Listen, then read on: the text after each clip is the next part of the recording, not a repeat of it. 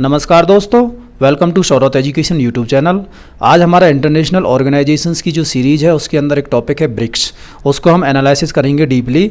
उसका ओरिजिन कैसे हुआ, उसका सिग्निफिकेंस क्या है, की इनिशिएटिव्स क्या हैं, क्या चैलेंजेज हैं, क्या इसका वे फॉरवर्ड हो सकता है, उसका हम पूरा डिटेल में एनालिसिस करेंगे। ठीक है, तो शुरू करते हैं, बने रहिए हमारे साथ। सबसे पहले इसके ओरिजिन की अगर बात करें तो शुरुआत में 2001 में BRIC जो वर्ड है, ब्राज़ील, रशिया, इंडिया, चाइना, ये वर्ड यूज किया गया था बाई ब्रिटिश इकोनॉमिस्ट जिम ओ'नील ने। ठीक है, और ये वर्ड किसके लिए यूज किया गया था? फॉर इमर्जिंग इकोनॉमीज के लिए। ठीक है, तो ये चारों कंट्रीज क्या है, इमर्जिंग इकोनॉमीज हैं, तो इसी के लिए इसका ब्राज़ील, रशिया, इंडिया, चाइना का यूज किया गया था। फिर बाद में 2006 में इसका एक फॉर्मल समिट G8 की आउटरीच में एक समिट होता है, तभी से इसका मतलब फॉर्मेशन बोल सकते हैं 2006 में हुआ है।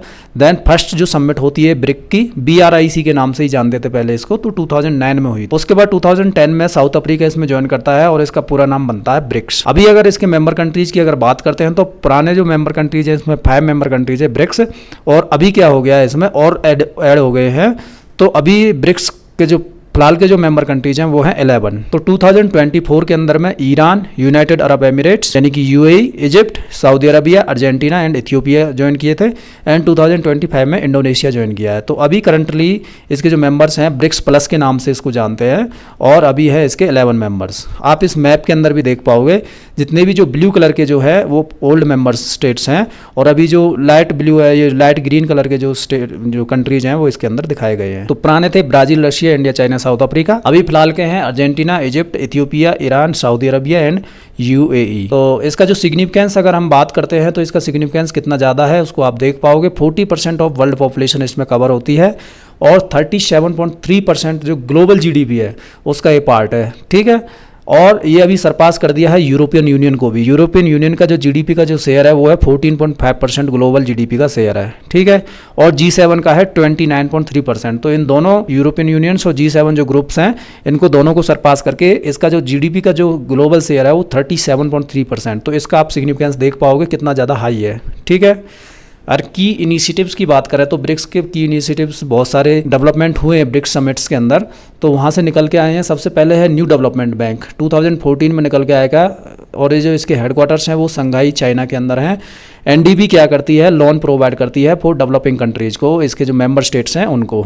ठीक है, देन दूसरा है कंटिजेंट रिजर्व अरेंजमेंट, CRA के नाम से जानते हैं।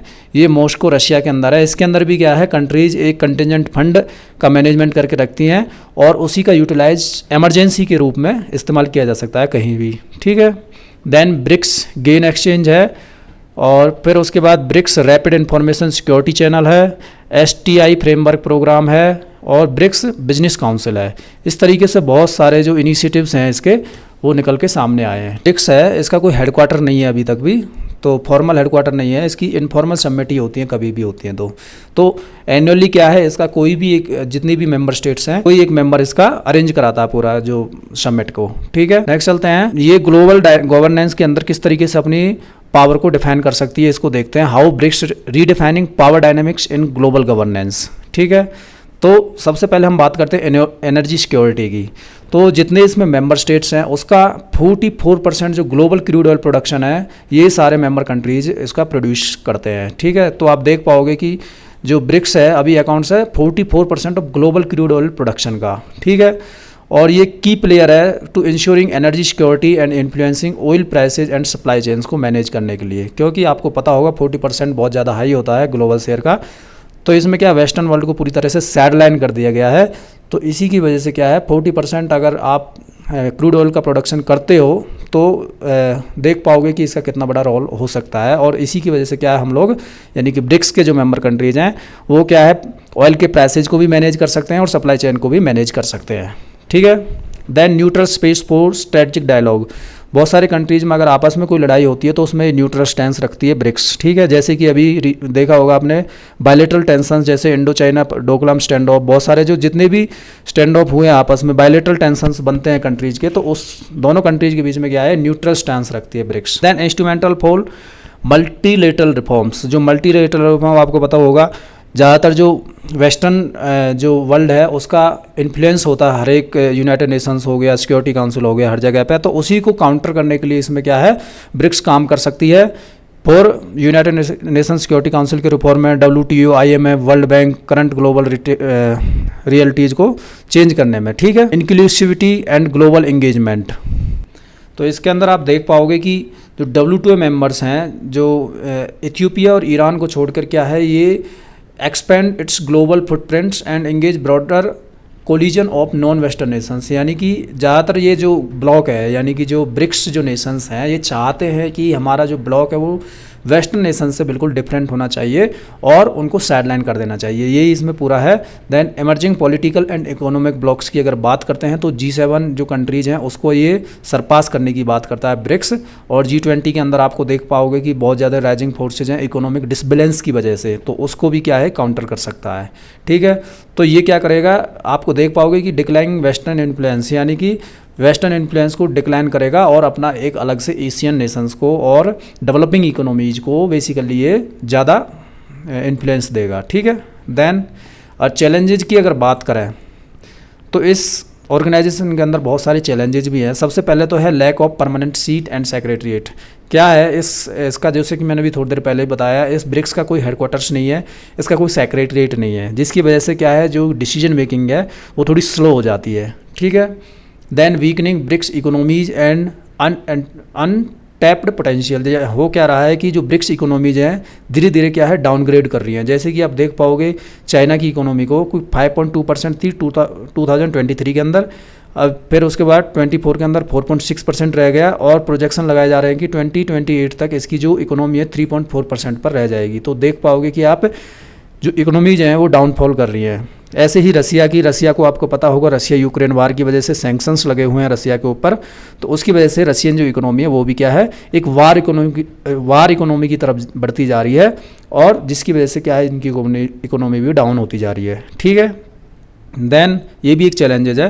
Then limited influence on global institutions, आपको पता होगा ब्रिक्स प्लस कंट्रीज होल्ड करती हैं 19% of voting power in the world bank, यानी कि वर्ल्ड बैंक के अंदर बहुत कम शेयर देखने को मिलेगा इनका।